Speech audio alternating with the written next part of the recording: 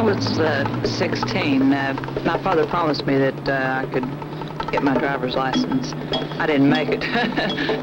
The mother took me out, you know, she says, you're going to get your license. And she taught me how. Down at an old Model A on the farm, used to haul hay in. And mine was kind of trial and error. Ladies and gentlemen, here they are. Kaye Kaiser.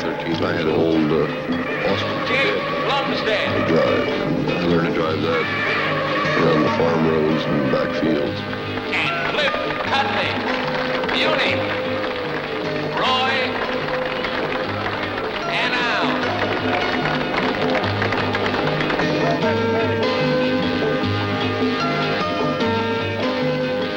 Stunt driving, or thrill driving as it's commonly called, has become not only a popular spectator sport, but a unique method of demonstrating the durability of automobile equipment and driver skill. The drivers, men and women, can put 3,000 or 4,000 pounds of speeding steel and rubber through tricks that even look unbelievable. Stunt drivers seem to be a different breed from the rest of us. Like jet pilots, mountain climbers, or even lion tamers, they must be very good at what they do. Their lives depend on their skills. But then the same thing could be said for all of us, every time we put our key in the ignition. We can all learn a great deal about safe driving from watching and listening to this trio of pros. Their stunts demonstrate the ultimate stresses an automobile can withstand if it's maintained in peak condition, and the stresses a driving team can survive with practice, skill, and precision. For Uni, Roy, and Al, it's a dangerous profession, but they count on two things, their equipment and themselves, and both are as safe as they can make them.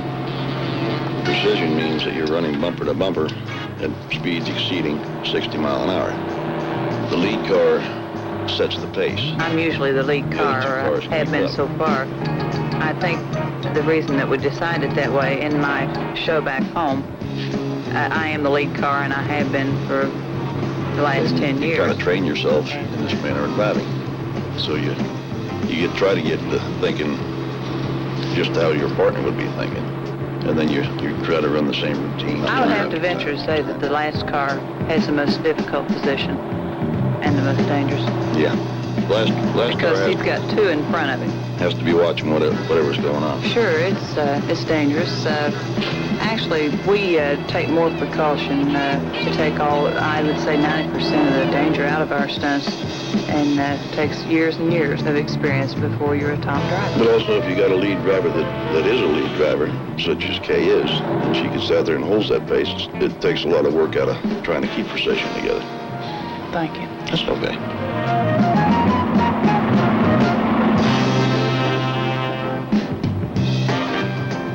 Well, driving on the track, once again, we're a team. We tried to think the way the other person is going to think. But when you're on the highway, if someone runs a stop street or pulls out in front of you, there's no chance to think about it.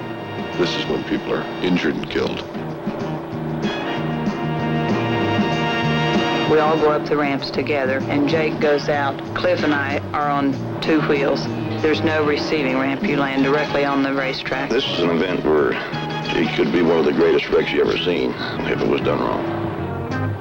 The longer I'm in this business, the more street and highway driving does concern me, and to be perfectly frank with you, it scares me just a little bit. There's too many other people out there who are very inexperienced or very poor drivers, and who are going to do things that I would never believe possible, let alone We're on the highway, driving for 5 people, yourself and the 4 around you.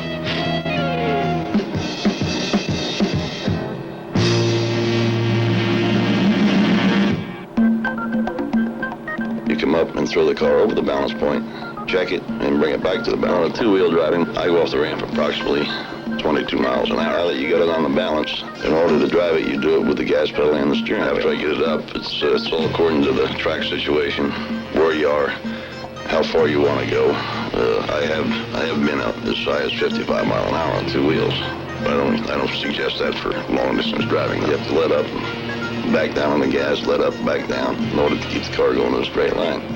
So really the only way you can balance the car is with the steering wheel and the gas pedal. And a lot of practice.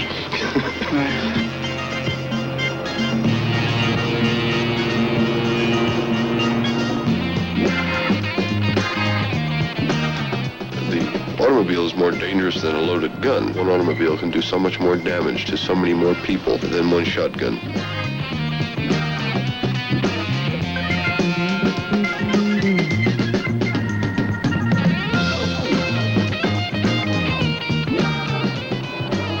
Putting your car into a skid, by breaking your back end loose, you have traction on your front wheels and you have power on your back wheels.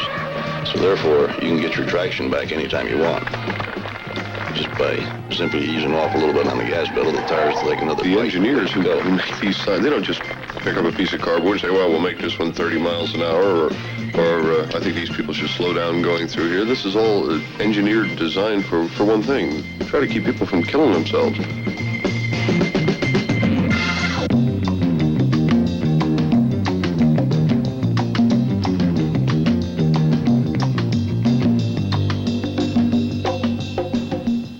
Hydroplaning is when the flat surface of the tire acts as a ski and rides up on the surface of the water as a water ski would. Then, of course, you have no more traction, no more adhesion, and no more steering, no more handling. So away you go.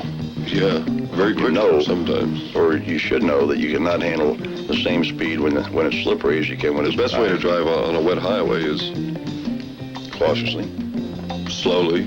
Safely. Right. It's basically that simple, I believe. When we check our tires at the track, we look for flat spots because we do use them in the slides and the spins. We check the air pressure. We check for any cuts. The same situations exist no matter where you are on the highways. Of course, especially on the highway, there's much greater chance of bruising a tire when you sometimes you can hit a curb and not realize you've hit it, or pinched a tire in a curb. You can hit stones, you can hit sharp objects in the road that you don't even see, that many people think, well, if I hit something, I'll hear it. The thing that happens most often is the unexpected.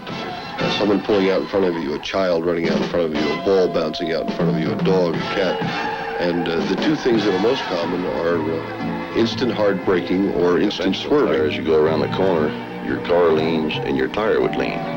So therefore, if you had a 5-inch surface on the road, when as you're going through the corner, you only have 3.5 Under hard braking conditions on a normal tire, the tread of the tire, or the footprint as they call it, distorts if the tire squeezes together and makes a smooth footprint, which is, of course, again, dangerous. Steel belted radial does not distort under braking or swerving.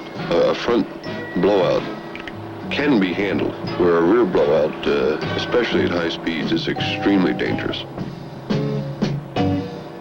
Actually, I think my driving in thrill show work has made me a more cautious Street or driver highway on the driving highway.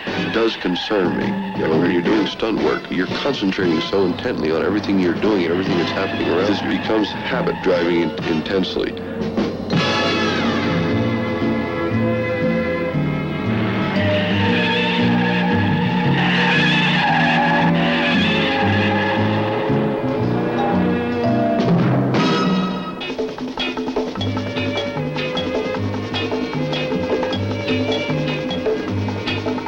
Must be exactly on your speed going up the ramp. If you're a half a mile an hour too fast, you overshoot the ramp and you land on a speedway, which can be, but you're half a mile an hour under, you go into the front of the ramp, and that can be disastrous. I've been jumping ramp to ramp with an automobile since 1956, and I've probably been in excess of 7 miles. Also, you have to go directly up the 2 red lines painted on the ramp, because if you're 2 inches off going up, you'd be 3 feet off coming down, and the ramps are only 1 foot wider than the width of the cars.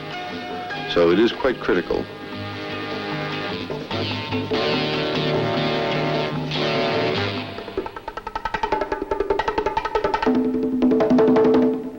I think the driver training courses are fantastic. I think it's one of the best things that's come down the pike, as they say. I personally would like to see it greatly. I think that eventually this should be included in the driver program. Skid pads, pylon courses, reaction training facilities, things of this nature to make a person. They teach you how to park a car. That's great. I don't know anybody that's been killed parking a car. The thing that we try to bring across is, first of all, use the best equipment available, seat belt, check your equipment. And by equipment, I mean headlights, signal lights, tires, seat belts, horn, and again, as I said before, the best piece of safety equipment you could ever use in an automobile is a good, safe, experienced driver.